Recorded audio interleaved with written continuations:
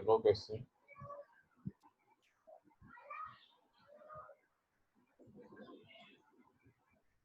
जी, ये था जी हमारा पोस्ट-ट्रॉपिज्म हो गया हमारा। उसके बाद जो नेक्स्ट है दो लफ्ज़ हैं, मशहूर और मारूफ है दोनों, जियोट्रॉपिज्म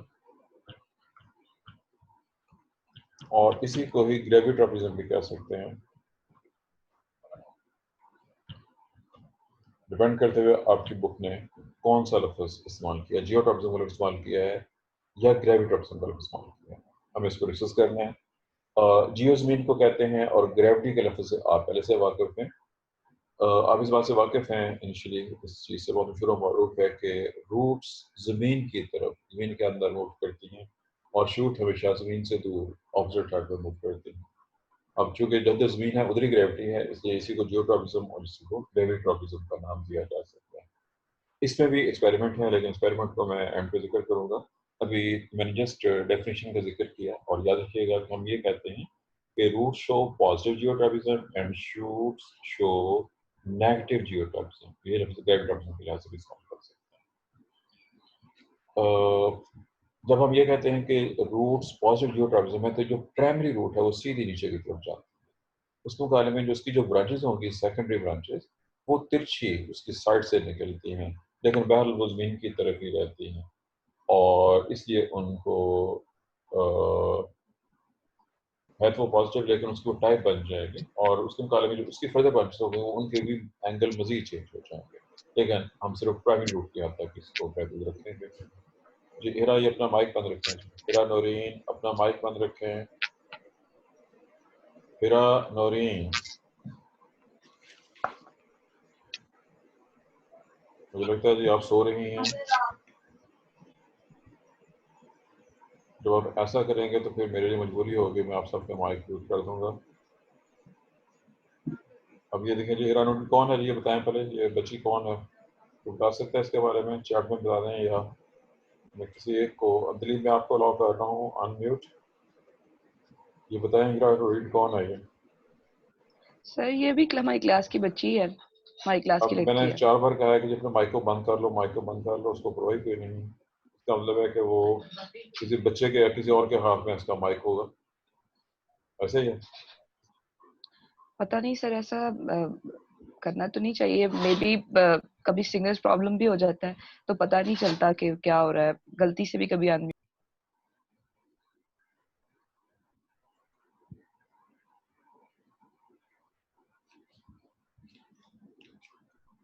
जी, ये था जी तारफ जियोट्रॉपिज्म या ग्रेविट्रॉपिज्म का। अब ये चूंकि थ्योरी के साथ साथ प्रैक्टिकल में शामिल है, जो एक्सपेरिमेंट मैं एक्सप्लेन करने लगा हूँ, इस बल्कि 2 एक्सपेरिमेंट है, मैं इसके दोनों एक्सपेरिमेंट एक्सप्लेन करने लगा हूँ और याद रखिए कि ये एक्सपेरिमेंट थ्योरी के साथ साथ प्रैक्टिकल में भी शामिल है।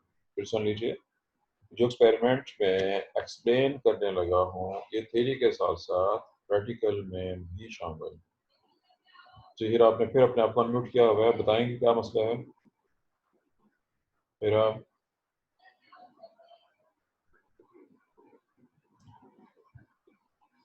मैं आपसे पूछ रहा हूँ जी कि क्या मसला है, कोई प्रॉब्लम है आपको।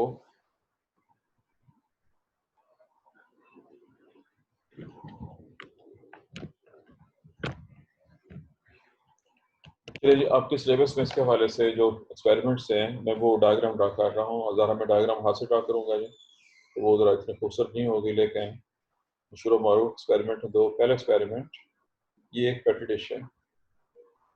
इस पेट्री डिश में हमने 4 सीड्स रखने हैं। मैं सीड्स का कलर चेंज कर देता हूँ ताकि वो नज़र आ जाए। ये एक सीड है, ये रखेंगे ऐसे कि हम ये मकई के बीज में। आपने पेट्री डिश के अंदर कॉटन डाल लेनी है, कॉटन को भिगो देना है, गीला कर देना है, उसके ऊपर एक फिल्टर पेपर रख देना है और उसके ऊपर ये 4 सीड रखने हैं। ये चारों सीड ऐसे होंगे कि ये चारों इनका जो नुकीला सिरा है, ये बेज मकई के बीज हैं, चारों का जो नुकीला सिरा है वो सेंटर की तरफ होगा। तस्वीर आपके सामने है, मैंने क्लियर आपके सामने तस्वीर बना दी है। ये चारों सीड हैं, मैं लिख देता हूँ। तो इट इज़ ए मेज सीड, मेज मकई को कहते हैं, मेज कह लें, या अगर आपको मेज पसंद नहीं है तो आप इसको कॉर्न कह सकते हैं। मेज या कॉर्न याद रखिएगा एक ही चीज़ है।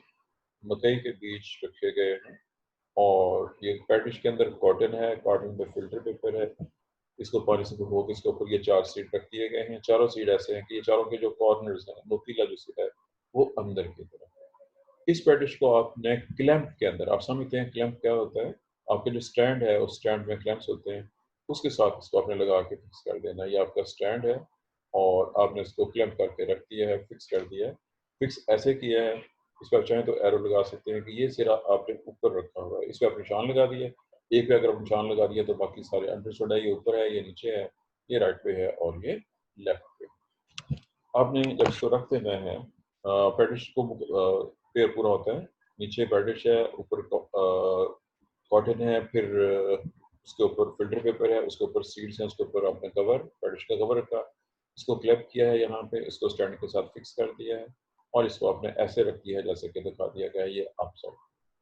अब इसका जो रिजल्ट है, ये इनिशियल एक्सपेरिमेंट है आपका।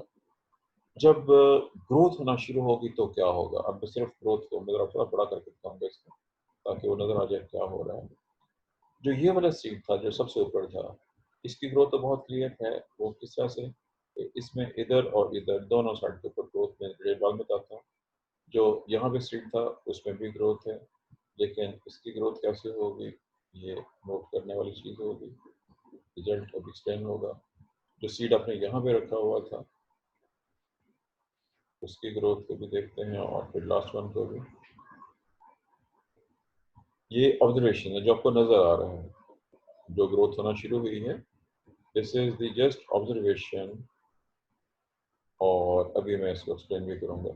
ये जो आपको नजर आ रहा है वो वाला, अब इसकी वजाहत ये मैं साथ साथ लिखने लगा हूँ। ये यहाँ पे आर फॉर रूट है जी, इसमें ये R for root, this is R for root, इसमें ये आर रूट को शो करते हैं। इस तरफ एस फॉर शूट, इसमें ये एस फॉर शूट, इसमें ये एस फॉर शूट और इसमें ये एस फॉर शूट। अब इसकी एक्सप्लेनेशन गौर से देखना। ये अकलौता बीज है, बिल्कुल सीधा था, इसका ये सिरा नीचे ही ऊपर था, रूट निकली नीचे जा रही है, शूट निकली ऊपर जा रही है, स्ट्रेट, इसमें कोई प्रॉब्लम नहीं थी। ये दोनों बीज हमने किसी और एंगल पे रखे हुए थे, तिरछे रखे हुए थे। रूट निकली है वो घूम के नीचे चली गई है दोनों में से, और शूट निकली है वो घूम के ऊपर चली गई है, चूंकि ये नेगेटिवली जियोट्रॉपिक है और ये पॉजिटिव जियोट्रॉपिक है। ये हमने सीट इन्वर्टेड, इसका 100% उलट रखा था। रूट निकली है उसको टोटल टर्न करके 180 के एंगल पे नीचे जाना पड़ा है। शूट इधर को निकली है लेकिन उसको भी 180 के एंगल पे कर्व होकर दोबारा ऊपर आना पड़ा है, इस तरफ को निकला है। अब ये एक्सपेरिमेंट 100% श्योरिटी के साथ एक्सप्लेन कर रहा है कि रूट्स जो हैं वो पॉजिटिवली जियोट्रॉपिक होती हैं और जो शूट्स होती हैं वो नेगेटिवली जियोट्रॉपिक होती हैं। ये एक्सपेरिमेंट, एक ही एक्सपेरिमेंट के अंदर 4 सीड रख के, और ये 100% श्योरिटी के साथ ये एक्सपेरिमेंट चंद दिन के अंदर पूरा हो जाता है। डिपेंड करता है कि ग्रोइंग सीजन प्रॉपर है कि नहीं, उसके हवाले से। पहले ये है जो ऑल अबाउट फर्स्ट एक्सपेरिमेंट। ये हमारा पहला एक्सपेरिमेंट था जो हमने कॉर्न सीड के साथ। ये आपका प्रैक्टिकल भी है, थ्योरी भी है, याद रहेगी बात, तो प्रॉब्लम नहीं है इसमें। अगर कुछ पूछना चाहते हैं तो इसके हवाले से आप पूछ सकते हैं, हाथ उठा सकते हैं।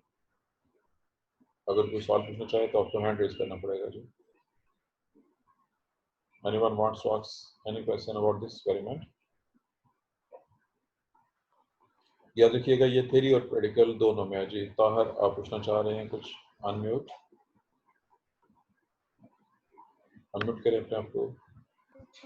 सर एक्सक्यूज मी, पहले ये बताने की थोड़ी सी बात यहाँ से कंफर्म नहीं है। पैटी डिश में लेंगे फिर उसमें कॉटन सीड यानी कॉटन रखेंगे, फिर टिश्यू पेपर, फिर ऊपर सीड रखेंगे सर। ये मैं बता देता हूँ। ये पैटी डिश है, ये मैंने सीधे रख दिया जो कि आपको वैसे नजर नहीं आए।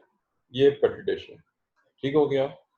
इसमें आपने ये कॉटन रख दी है, दिस इज कॉटन, ठीक है, क्लियर है। इस कॉटन के अंदर आप पानी डाल देंगे, इसको पानी से भिगो देना है, ये वाटर साथ डाल दिया मैंने। इसके ऊपर आपने फिल्टर पेपर रख दिया और अब आपने इसके ऊपर सीट रखते हैं। मैं सिर्फ 2 सीट दिखा रहा हूँ। ये आपने इस पर सीट रख दी है मुकम्मल, याद रखिए कि बिल्कुल फिलअप हो जाएगी। और सबसे ऊपर एक बार फिर आपने रेडिश का जो कवर होता है वो कवर डाल देना, ये इसको कवर कर दिया। अब क्लियर हो गया?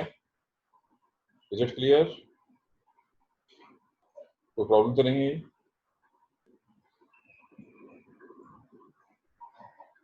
जी, अब तो किसी का और कोई सवाल नहीं इसके हवाले से? अब कोई क्वेश्चन नहीं है।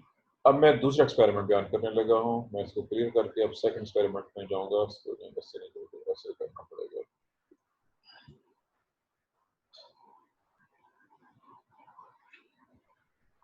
जी, आप में से कितने लोग हैं जिन्होंने एक्सानोमीटर का नाम पढ़ा हुआ है, उसके हवाले से वाकिफ हैं? वो क्या होता है, किस काम आता है, क्या चीज़ है एक्सानोमीटर? एनीवन? किसी को मालूम हो जी एक्सानोमीटर क्या होता है?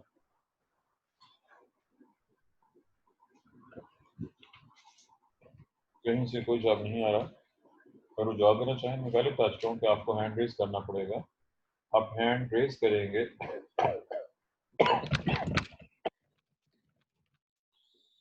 मैं आपको अलाउ करूँगा कि आप सवाल पूछ सकते हैं। No one?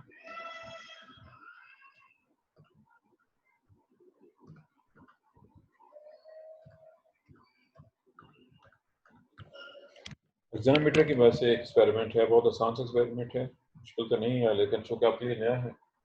ये है जी एक अदद स्टैंड। इस स्टैंड में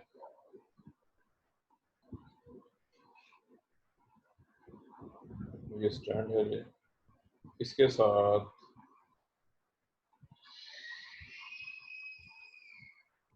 यहाँ पे वो गमला अटैच है। यहाँ पे वो इंस्ट्रूमेंट है जो एक्चुअली क्लॉक या टाइम पीस दबाना के लिए दिन के लिहाज से, इसमें ये ऐसे छोटा सा गमला लगा होता है। ये गिलासी के साइज का गमला है। इसके अंदर आपने अपना पौधा लगाना होता है। ये मैं पौधा शो कर रहा हूँ जी। ये पौधा है जो आपने लगाया हुआ है, इसमें ये पत्ते वगैरह मौजूद हैं और इसमें मिट्टी भी डालनी है जो अपने गमले में। ये गमले में मिट्टी मौजूद है, इसके अंदर ये सारा कुछ हमने रखा है। ये एक्सानोमीटर, दिस एक्सानोमीटर, ये उसका अपना गमला है और ये वो प्लांट है जिसको आपने इस पर रखा है। हम इसको मैं इसकी वजाहत करने लगा हूँ। एक्सानोमीटर असल में एक बहुत सिंपल इंस्ट्रूमेंट है। तो ये वाली चीज़ है, it is just like a time piece. मैंने उर्दू का लफ्ज़, इंग्लिश का लफ्ज़, आम लफ्ज़ बोला है। क्या आप टाइम पीस के नाम से वाकिफ हैं क्या? Do you know what is a time piece? कोई जवाब नहीं देना चाह रहा। आजकल चूंकि दौर चेंज हो गया, जो मेरे बचपन का दौर है उस वक्त शाज़ और नादिर किसी घर में टाइम पीस होता था। वो टाइम पीस एक छोटा सा क्लॉक कह लीजिए, छोटे साइज का क्लॉक होता था। मैं उसको जस्ट ऐसे करता था। ये है जो वो क्लॉक, इस पर पूरी सुइयाँ मौजूद है, घूमने रही हैं जो टाइम बता रही हैं। इसके नीचे टांगे लगी होती थी जिसके साथ ये बाहर अपने स्टैंड पर खड़ा हुआ होता था। और उस दौर में ये जो टाइम पीस थे ये चाबी से चलते थे। उर्दू का लफ्ज़ है चाबी, इसकी भी चाबी बनी होती थी। उस चाबी को घुमाते थे तो ये 24 घंटे चलता रहता था। एग्जैक्टली यही टाइम पीस इसके अंदर लगे होते थे, क्योंकि जिस दौर में मैंने पढ़ा था उस वक्त यही वाले थे। आजकल दूसरे भी आ गए हैं, आजकल क्लॉक भी सेल वाले आ गए हैं, तो ये भी सेल वाले आ गए हैं, लेकिन पहले क्लासिकली इसको जस्ट एक चाबी देते हैं तो ये 24 घंटे घूम सकते हैं। आपने इसमें पौधा लगाया हुआ है, चाबी दे दी है, ये घूम रहा है, ये घूमता जा रहा है। जब ये घूम रहा है तो ये गमला घूम रहा है, गमला घूम रहा है। मैं इसके घूमने को ऐसे शो कर देता हूँ एरो के साथ, ये ऐसे घूम रहे हैं। जब ये घूमता रहेगा, अच्छा अब असूल है जैसे हम कह चुके हुए हैं कि जो रूट होती है उसने, अगर ये गमला, एक और गमला रख लेते हैं, ये एक गमला है, इस गमले में भी ऐसे ही मिट्टी डाल लेते हैं जी पहले।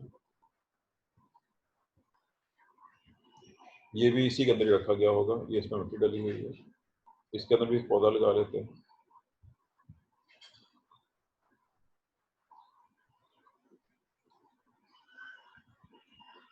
ये पौधा है जो आपने इसमें लगाया हुआ है, और ये वही चीज थी, ये भी ऐसे ही स्टैंड के अंदर रखा हुआ है। ये घूम रहा है, ये घूम नहीं रहा है। इसको आप घुमा रहे हैं, इसको आप घुमा नहीं रहे। अब इसको आपने डेली घुमाते रहना है, 24 घंटे चाबी देंगे तो चलता रहेगा, घूमता रहेगा। अब रिजल्ट देखते हैं क्या निकलेगा। इसका रिजल्ट, मैं पहले इसका रिजल्ट ड्रा कर रहा हूँ।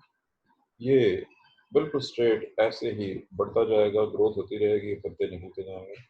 इसमें कोई चेंज नहीं आ रही है। इसकी रूट भी ऐसी रहेगी, रूट हम शो नहीं कर रहे, लेकिन अगर शो करना चाहिए मैं डॉटेड शो कर देता हूँ। इसकी रूट भी स्ट्रेट ऐसे ही रहेगी। लेकिन जब आप इस पौधे को जिसको आपने रखा हुआ घुमा रहे हैं, ये टर्न नहीं हो रहा है, ये वाज़ेह तौर पर ये रुख अख्तियार कर लेगा। इसका रिजल्ट ये है, और इसकी जो रूट्स हैं जो निकाल के देखनी पड़ेंगी, वो नीचे की तरफ बेंड हो रहे हैं। ये इसका रिजल्ट है और ये इसका रिजल्ट है। अब सोचने वाली बात यह है कि जिस गमला आपने हॉरिजॉन्टली रख दिया, दो वायर नहीं, उसकी शूट ऊपर चली गई है, उसकी रूट नीचे चली गई। This is R for root and this is S for shoot. और जिसको आपने घुमाया हुआ, ये टर्निंग होती है मिसाल से, इसमें ये स्ट्रेट स्टेम भी सीधा जा रहा है, रूट भी जा रही है। अब मैंने एक्सपेरिमेंट आपके सामने करके दिखा दिया, उसका रिजल्ट मैंने एक्सप्लेन कर दिया। अब सवाल आपसे है, क्या आप इस एक्सपेरिमेंट को इंटरप्रीट कर सकते हैं? क्या आप इस काबिल हैं कि आप इसको वजाहत कर सकें? जी, मैं अलाउट अनम्यूट कर रहा हूँ। अगर जवाब देना चाहते हैं, लेकिन फिर भी आपने पहले पूछना होगा जी कौन जवाब, उसको मैं कहूँगा वो जवाब देगा। हैंड रेज कर सकते हैं, कौन जवाब देना चाह रहे हैं? क्या आप इसको एक्सप्लेन कर सकते हैं? फिर ग्रेविटी।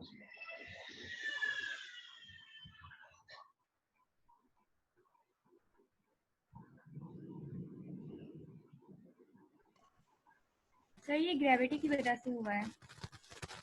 कैसे?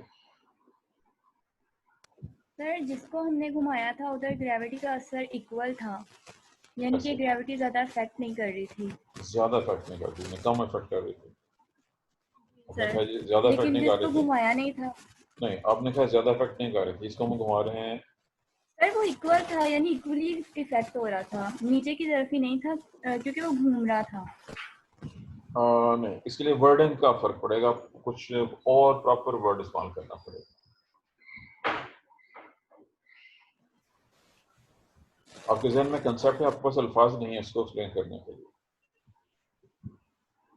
और जी कोई एक्सप्लेन करना चाहता है इसको? और कोई इसको एक्सप्लेन करना चाहे प्रॉपर लफ्जों के साथ?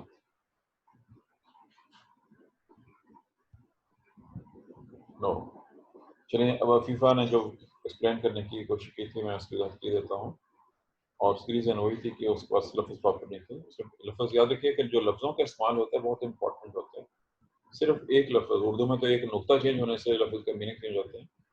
अगर आपका स्टेटमेंट, आपका वर्डिंग सही ना हो, तो लॉजिकली दुरुस्त ना हो, तो वो गलत काउंट किया जाता है। आप लोगों को किसी ने अभी तक प्रॉपर ये नहीं गाइड किया है। साइंस में आपके जो अल्फाज होते हैं वो बहुत इंपॉर्टेंट होते हैं। यहाँ पे एक भी लफ्ज़ गलत हो जाए तो आपका सारे का सारा कंसेप्ट गलत हो जाता है। कंसेप्ट इसी चीज़ का नाम होता है। याद रखिएगा, साइंस के लिए आपको, क्योंकि हम इंग्लिश में पढ़ते हैं, इंग्लिश प्रॉपर आनी चाहिए। उसमें उस तरह की आप इंग्लिश लिखें जी, जमीला खाना खा रहा है, तो जिस तरह की उर्दू है इसी तरह की अगर इंग्लिश आपकी होगी तो कोई बात अच्छी नहीं होगी। नोट कीजिए, ये पौधा है, चूँकि इसको इसमें रखा गया है क्लॉक पे। ये क्लॉक 24 आवर में, आप समझते हैं कि वो जो घड़ी की सुइयाँ होती हैं, सुई यहाँ से शुरू होती है और घंटे वाली आहिस्ता आहिस्ता यूँ घूमती है, यहाँ तक पहुँच जाती है, चक्कर लगा देती है। डिपेंड करते हुए कि इसमें इसको किस स्पीड से ये घूम रहा है। दो पॉसिबल स्पीड हो सकती हैं। अगर तो ये घंटों वाली सुई के लिहाज से घूम रहा हो, घंटे वाली सुई जो है सेकंड सुई बहुत तेज़ घूमती है, जो मिनट्स वाली है वो घंटों वाली 24 घंटे में मुकम्मल करती है। उस पर लगाएंगे तो 24 घंटे में चक्कर मुकम्मल करेगा।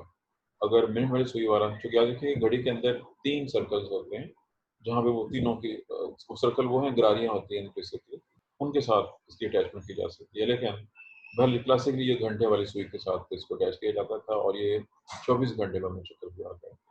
अब फर्ज कीजिए यहाँ पे है, अब रूट नीचे जाना चाह रही है, वो नीचे मुड़ना चाह रही है, लेकिन अगले ही घंटे में वो थोड़ी सी कर्व हो चुकी होगी, अगले घंटे में और कर्व हो जाएगी, अगले घंटे में वो जाना नीचे जाती है, लेकिन चूंकि हर घंटे के अंदर अंदर उसकी डायरेक्शन चेंज हो चुकी होती है, इसलिए वो स्ट्रेट उसके ऊपर ग्रेविटी का असर नहीं हो पाता, क्योंकि उसको इतना कम टाइम मिलता है। हर थोड़ी देर बाद वो जो है वो उस पर मूवमेंट हो जाती है, उसका रिजल्ट ये होता है कि अब ये कह लें कि ये घुमाने का जो अमल है ग्रेविटी के असर को निगेट कर देता है। मैंने इस्तेमाल किया है निगेट।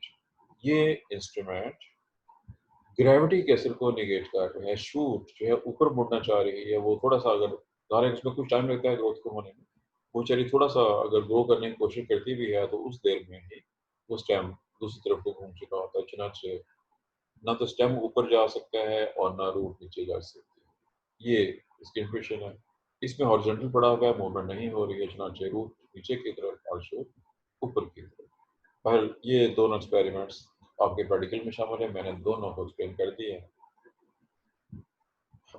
कि किस तरीके से हम ग्रोथ को मॉनिटर कर सकते हैं, चेक कर सकते हैं और बता सकते हैं जो पॉजिटिव और नेगेटिव ग्रोथ क्या होती है और किस तरह से होती है। अब इसके हवाले से भी आखिरी हिस्सा, टाइम हमारे पास थोड़ा सा बाकी है जी। ये 10 बजे खत्म होना है ना क्लास हमारी जी, ठीक है। हम कैसे अंदाज़ा लगाएंगे कि ये जो ग्रोथ हुई है इसमें जो हम इसकी बात करने लगे हैं, मैं ये ड्रा कर देता हूँ। ये वो पौधा है जो बड़ा हुआ है हॉरिजॉन्टल, इसमें रूट और शूट दोनों मौजूद हैं। फर्स्ट के लिए ये रूट है यहाँ पे और ये इस तरफ शूट है। जब साइंटिस्ट ने इसको स्टडी किया, इसके अंदर ऑक्सीजन की कंसंट्रेशन तो यहाँ पे बड़ा अजीब हो रही है सामने आ रहा है। तो ये था कि ये यहाँ में डॉट मैं कलर चेंज कर देता हूँ ताकि डॉट्स आपको नजर आ जाए क्लियर। मैं यहाँ पे इस कलर में डॉट्स लगा देता हूँ। ये रूट्स है और ये शूट है। यहाँ पे चेक कीजिए रूट में भी और शूट में भी किस हिस्से में ऑक्सीजन ज़्यादा है। तो कोई जॉब दिखती नज़र आ जाएगा आपको, आप मुझे जॉब दे सकते हैं, तो जॉब दे सकते हैं जी। ये डॉट्स नज़र आ रहे हैं सबको, कलर डॉट नज़र आ रहे हैं? नहीं जी, ऑक्सीजन को शो कर रहे हैं। ये भी ऑक्सीजन है, ये भी ऑक्सीजन है। कोई जॉब देना यस चाह रहे सर। हैं? ये क्लियर है कि कहाँ ज़्यादा है कहाँ कम है। हॉरिजॉन्टली प्लेस्ड प्लांट में लोअर साइड पे जिधर ग्रेविटी है उस साइड के ऊपर ऑक्सीजन ज़्यादा है। रूट में भी ऑक्सीजन ज़्यादा है, शूट में भी ऑक्सीजन ज़्यादा है। क्या आप मुझे इसका आंसर बता सकते हैं कि क्या रिजल्ट निकल रहा है और क्यों निकल रहा है? मैं रिजल्ट ग्रीन में था जो ग्रीन में बात करना होगा मुझे। ग्रीन जी। अब इसका इफेक्ट देखें, मैं अब यहाँ पे इसका इफेक्ट शो करने लगा हूँ।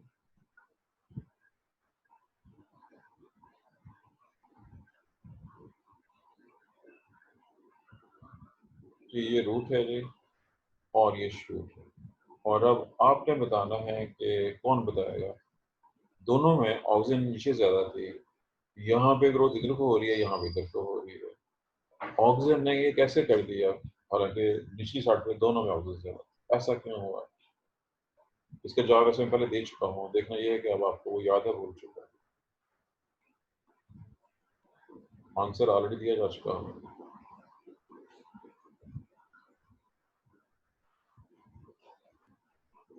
Anyone who remembers? जी ताहर दें, अनम्यूट करें। सर चूंकि रूट की तरफ सर ऑक्सीजन ग्रोथ हार्मोन ज्यादा है तो इस वजह से वो सर ग्रोथ ज्यादा शो करेगा और पॉजिटिव ग्रेविटोपिज्म की तरफ से देंगे। आपका जवाब दुरुस्त नहीं है।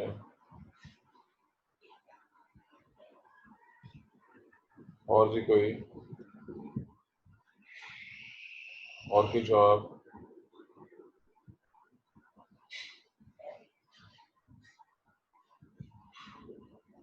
दोबारा देख लीजिए, ये more oxygen less oxygen, more oxygen less oxygen, it is moving toward upside, it is moving toward downside. By इसका आंसर मैं पहले दे चुका हूँ, लेकिन आप लोग सुन के याद नहीं रखते।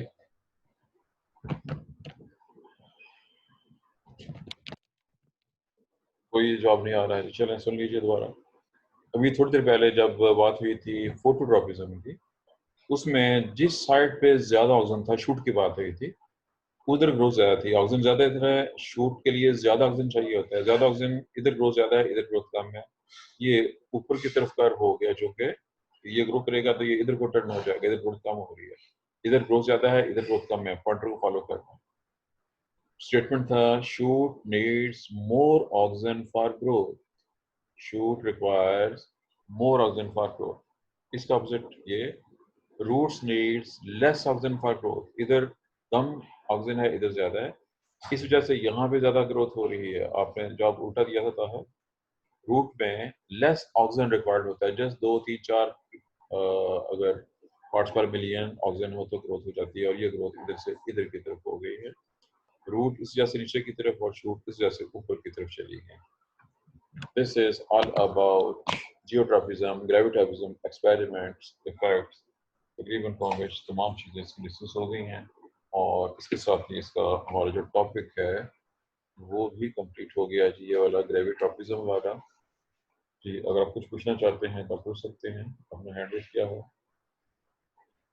क्या पूछना चाह रहे हैं? एक्सक्यूज मी सर, ये ना पास्ट पेपर में लॉन्ग आया हुआ था कि रोल ऑफ ऑक्सीजन इन ग्रेविटोपिज्म, तो सारे हम कैसे ये थोड़ा सा एक्सपेरिमेंट लिखेंगे फिर?